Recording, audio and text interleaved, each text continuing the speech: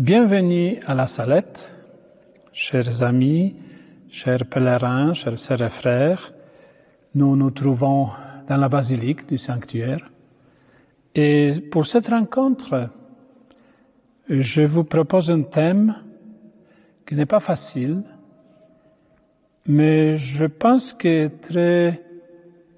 sera très utile pour nous de réfléchir ensemble sur les thèmes bibliques et aussi, toujours actuel, c'est la colère de Dieu. Est-ce que c'est une menace ou la bonne nouvelle? Je vous invite à parcourir avec moi et chercher la réponse à cette question toujours très chaude et actuelle, spécialement quand il y a dans le monde des événements épouvantables, choquants, incompréhensibles ou scandaleux. À la Salette, en 1846, Marie annonce au temps plus imminent, pour le Noël de 1846, le manque de pommes de terre, ensuite les mauvaises récoltes, la grande famine et la mort des petits-enfants. Je voudrais souligner fortement que je prends en considération le texte du message du 19 septembre 1846, reconnu par l'évêque du diocèse de Grenoble, Monseigneur Philibert de Bruyères. Le message que le sanctuaire ici, le Père et Sœurs de la Salette, essayons de faire passer à tout le monde, partout dans le monde où nous sommes, aussi les laïcs engagés. C'est la source de notre mission. Alors je vous invite de réfléchir ensemble sur ce mystère. Nous allons consulter d'abord la Bible au sujet de la colère de Dieu. Est utile pour nous faire une observation initiale. D'abord, il est difficile d'entendre parler de Dieu en colère si nous n'avons été un jour visités par sa sainteté ou son amour. Je pense que à la Salette, Marie connaît ce risque, que nous pouvons être scandalisés de Dieu quand elle parle des mauvaises récoltes, la famine, la mort des petits-enfants. Nous pouvons être scandalisés de Dieu, et c'est pourquoi elle dit tout au commencement: « Avancez mes enfants, n'ayez pas peur. » Une autre observation, c'est de vouloir réduire ce mystère à l'expression mythique d'une expérience humaine.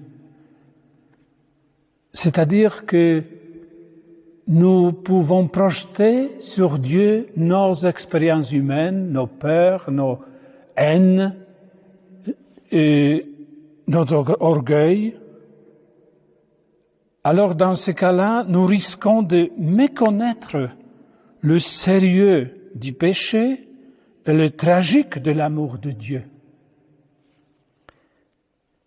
Nous pouvons avec certitude constater que le sens des messages de l'apparition de la belle dame à la Salette, nous pouvons découvrir et chercher dans la dynamique de cette tension entre le péché d'homme et l'amour de Dieu pour l'homme pécheur.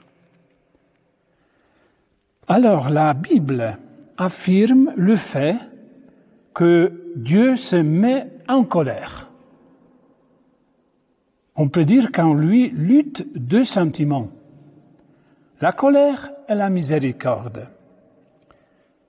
Je fais référence au texte d'Isaïe. Quand ma colère a débordé un instant, je t'avais caché ma face. Mais dans mon éternelle fidélité, je te montre ma tendresse, dit le Seigneur, ton Rédempteur. Je ferai comme au temps de Noé, quand je jurai que les eaux ne submergeraient plus la terre. De même, je jure de ne plus m'irriter contre toi et de ne plus te menacer. Même si les montagnes s'écartaient, si les collines s'ébranlaient, ma fidélité ne s'écarterait pas de toi. Mon alliance de paix ne serait pas ébranlée, dit le Seigneur, qui te montre sa tendresse. Je fais référence au lieu où nous sommes. Et la parole nous parle de montagnes. Les montagnes peuvent s'écarter. Ces grandes montagnes que nous avons ici autour, mais l'amour de Dieu, jamais. Ça nous aide aussi, beaucoup de pèlerins, beaucoup de ceux qui viennent, des visiteurs, ils sont touchés par la grandeur de cette nature ici autour, de la beauté. Et c'est vrai aussi que cette beauté de la nature, de la montagne, la grandeur, fait réfléchir, fait travailler au cœur de ceux qui arrivent ici pour chercher quelque chose de plus profond. Je reviens à la parole de Bible.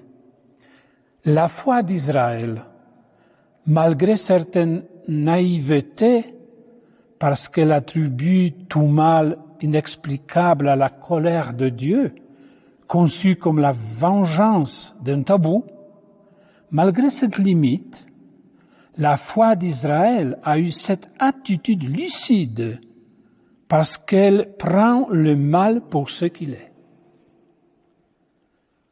Tout cela est une expression d'une foi profonde à la présence de Dieu en tout événement et un authentique sentiment de crainte devant la sainteté de Dieu. Voici de nouveau la parole d'Isaïe.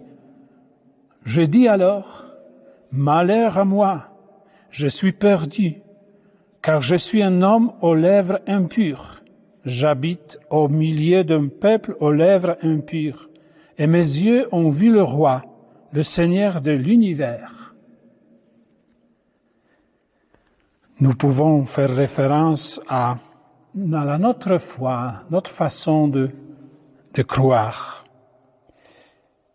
En parlant de naïveté de la foi, peut-être quelques exemples. Nous, par contre, nous avons oublié l'existence des péchés et nous ne le considérons pas d'une façon sérieuse. Nous avons des difficultés à faire la distinction entre le bien et le mal. Nous doutons à l'existence du mal personnel, le Satan, que c'est pas une abstraction, mais l'ange qui s'oppose à Dieu et à son amour qui veut nous sauver. Notre foi vague dans la présence de Dieu dans notre vie. La foi à l'amour miséricordieux de Dieu et en son Fils Jésus-Christ, un peu réservée. La méconnaissance de la sainte crainte de Dieu, laquelle est un don de l'Esprit Saint, etc. Nous devons reconnaître, voilà, notre naïveté qui serpente dans notre façon de croire, de voir Dieu, Jésus-Christ, l'Église, le sens de notre vie chrétienne. Je pense que ici, l'invitation de Marie, avancez mes enfants, n'ayez pas peur. C'est une invitation à approfondir le mystère de la présence de Dieu dans notre vie, le mystère de notre vie en Jésus-Christ, en Dieu.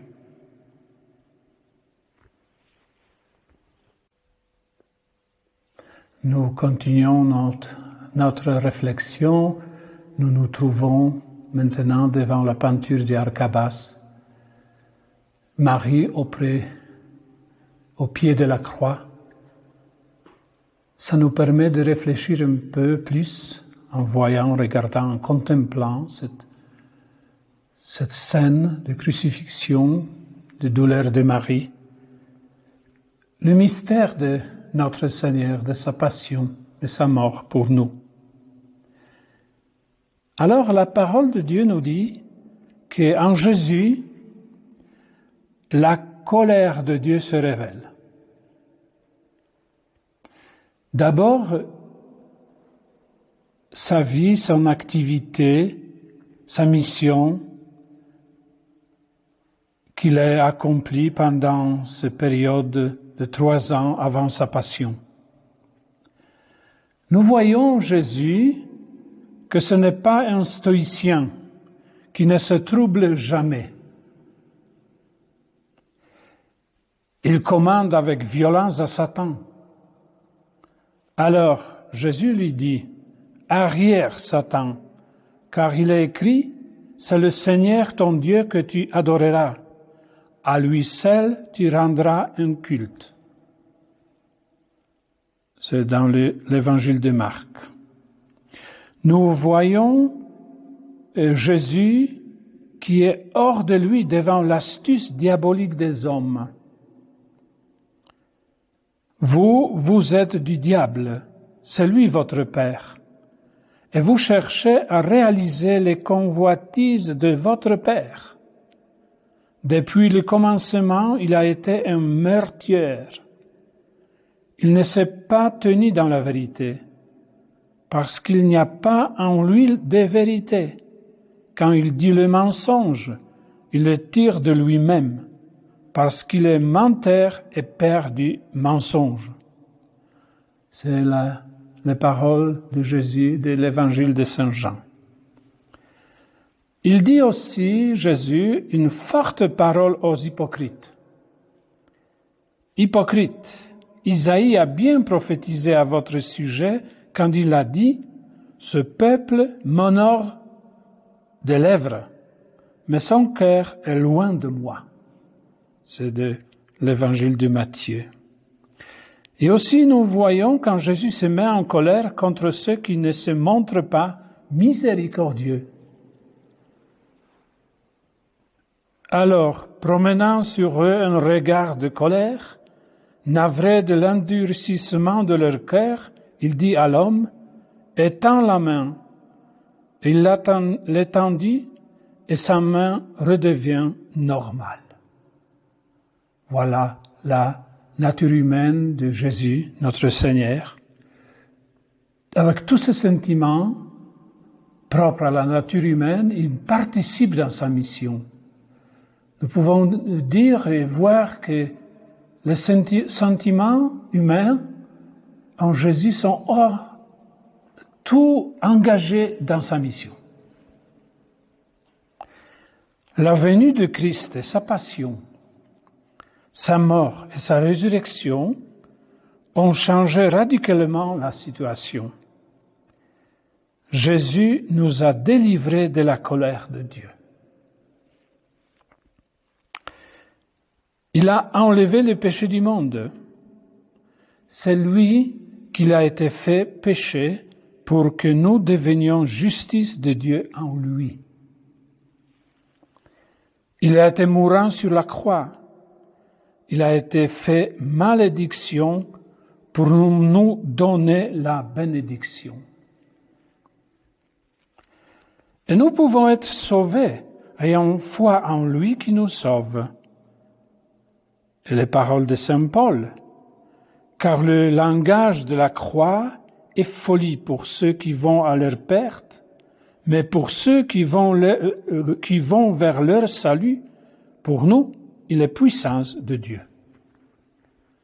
Voilà pourquoi a de sens de contempler la passion de Jésus. Parce que l'Esprit Saint nous aide à rentrer dans ce mystère, dans ce combat que Jésus a fait pour nous. Et en contemplant la passion de Jésus, nous avons la chance de de nous rendre compte de comment le péché est sérieux et prendre au sérieux l'amour de Dieu. Et Marie, je fais référence à comment elle est venue à la Salette avec la croix de Jésus crucifié, la croix qu'elle a portée sur sa poitrine, la croix qu'elle a embrassée et avec les bras. Elle n'a pas caché cette croix, elle a montré. C'est aussi une invitation pour nous à ne pas éviter ce thème difficile, cette réalité difficile de notre foi, mystérieuse. Mais c'est là que nous pouvons trouver l'amour, la folie de l'amour de Dieu vers nous, les hommes, nous, pauvres pécheurs. Marie est venue pour nous rappeler. Je pense que cette contemplation de Jésus qui donne la vie pour nous, qu'il a pris sur lui-même, toutes les conséquences de notre désobéissance, de notre orgueil, tous nos péchés, et sur lui s'est abattue la colère de Dieu, juste colère, parce que le péché est le mal. Il a pris tout sur lui et il nous a justifiés.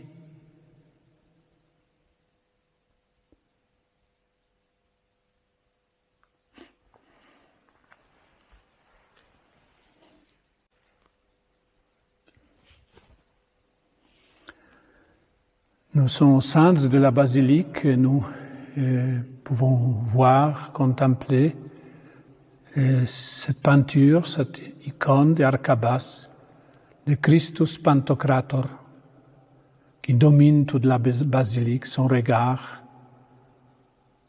Il y a des pèlerins qui ont l'impression que le regard de Jésus est trop sévère.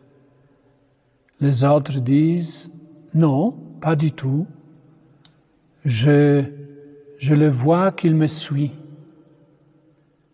qu'il me regarde aux profondeurs de moi-même. C'est intéressant de se laisser regarder par le Christ. Pas seulement symboliquement, mais vraiment de permettre que sa parole et surtout sa passion, sa mort qu'il a souffert avec l'amour pour nous, et sa résurrection, la nouvelle vie qu'il nous offre, que toute cette réalité rentre en profondeur de nos cœurs. Ici à la Salette, toutes ces constructions que, au long des années, des dizaines d'années, ils ont fait, et c'était appris de creuser dans les rochers. C'est quelque chose d'important. Il faut permettre que l'amour de Dieu creuse nos cœurs. Et l'appel de Marie, ici à la Salette, à la conversion, pour ça est très éloquent. En contemplant Jésus crucifié, nous voyons celui qui était devenu péché. Et la colère s'abat sur lui, mais c'est l'amour qui demeure vainqueur. Regardons le visage de Jésus Pantocrator, Christ Pantocrator. L'Arcabas a laissé, nous a présenté ce visage avec les signes de la passion. Nous pouvons regarder, contempler la croix, ainsi dite, de Jérusalem, que les pèlerins ils ont porté avec le corps de Jésus, corpus de Jésus, pour nous rappeler ce que Dieu a fait pour nous, avec cet accent de la Salette, le marteau, le tenaille, cette option que nous avons devant cet amour. C'est vrai, nous avons participé tous, nous avons pris partie de tous dans la mort de Jésus parce que nous sommes pécheurs, mais il y a cette opportunité nouvelle grâce à sa résurrection de prendre part de la nouvelle vie, de la conversion, de l'amour, de la justice, de la miséricorde, de la joie, de confiance. Pour l'Église, pour nous, le temps de combat avec Satan continue. Et toutes les épreuves, tous les châtiments, pensons des calamités, des déluges, dispersion, les ennemis, persécutions, les guerres, morts, souffrances, tout ça, grâce à lui, Jésus-Christ, nous pouvons vivre avec l'amour pour Dieu qui nous aime et pour nos proches. C'est dans cette source qui surgit tout notre engagement dans la vie quotidienne, notre témoignage.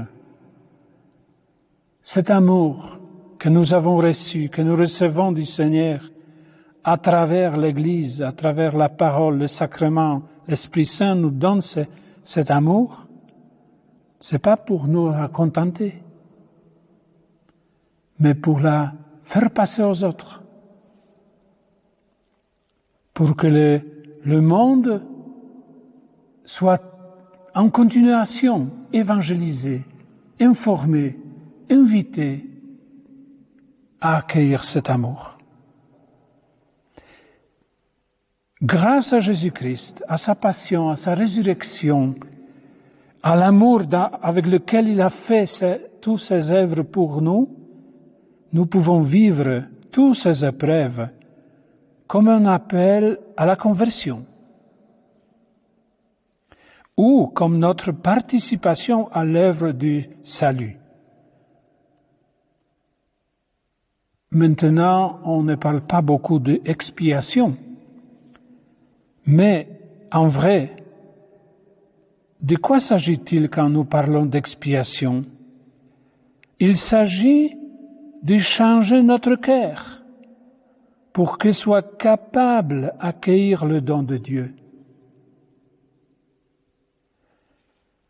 Grâce à Jésus-Christ, grâce à l'Esprit Saint qu'il nous donne, nous sommes capables d'accepter volontairement ces épreuves pour vivre en propre corps le passage de l'homme vieux à l'homme nouveau. Les paroles de Marie, qu'il exprime cet espoir, cette espérance. S'ils se convertissent, les pierres et les rochers deviendront des monceaux de blé, et les pommes de terre seront ensemencées par les terres. Ces paroles de Marie expriment cet espoir. Avec notre Dieu, avec notre Seigneur, tout est possible.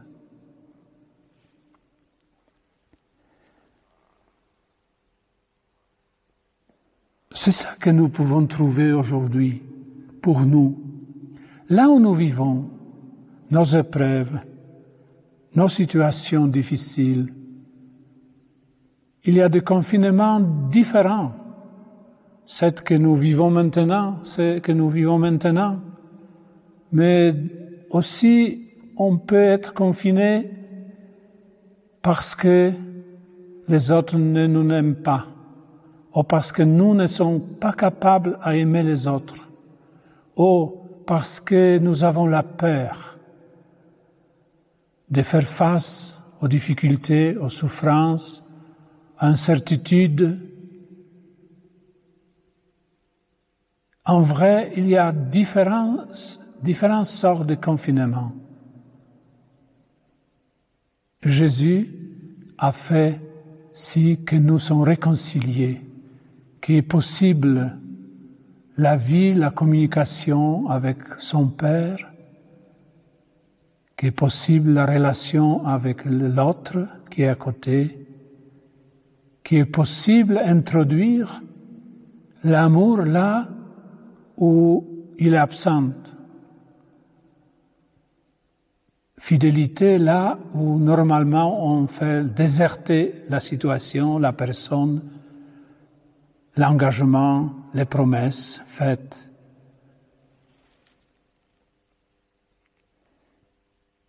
Nous regardons, pour comprendre ce mystère, pour le vivre, nous regardons Jésus dans sa nature humaine et nous voyons que les colères ou les indignations de Jésus face à Pierre ou aux autres disciples, comme auprès des croyants en chemin, ces indignations ont valeur d'interpellation et elles s'avèrent fécondes. Cette forte parole de Jésus, ce geste, en effet, ils ont aidé les apôtres à suivre Jésus, à prendre confiance en lui, à reprendre le chemin. Dans la même logique, pouvons-nous voir, comprendre les avertissements de Marie à la Salette. Parce qu'elle a soin de nous, elle est notre mère. Elle connaît l'amour de Dieu, elle connaît la force du Saint-Esprit. Elle veut que nous ayons le cœur ouvert et pas hostile et hermétique à l'amour de Dieu, à sa présence dans nos cœurs, dans notre vie.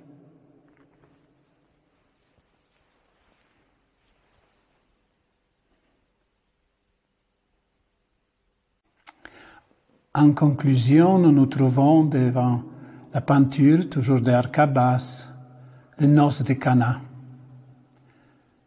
Voilà, notre Seigneur, selon l'évangile de Jean, c'est son premier miracle, très important. Dieu nous aime. Dans son Fils, il a montré pourquoi il est venu. Ils n'ont pas de vin. Nous n'avons pas d'amour. Et sans amour, nous n'avons pas de sens de notre vie, de notre activité. Nous n'avons pas le sens de souffrance de notre mort, rien, de rien. Il a pris sur lui-même ce manque d'amour duquel nous souffrons. Il a rempli les jarres de notre cœur avec son amour. Et grâce à lui, tout est possible. La vie peut reprendre, le service peut le reprendre, le pardon peut prendre sa place. L'amour, jusqu'à l'amour de l'ennemi, est possible, parce que c'est lui qui donne la force. Accueillons ce message de la Salette, accueillons la personne, l'œuvre de Jésus, notre Seigneur, parce que il nous appelle à avoir confiance en lui. Amen.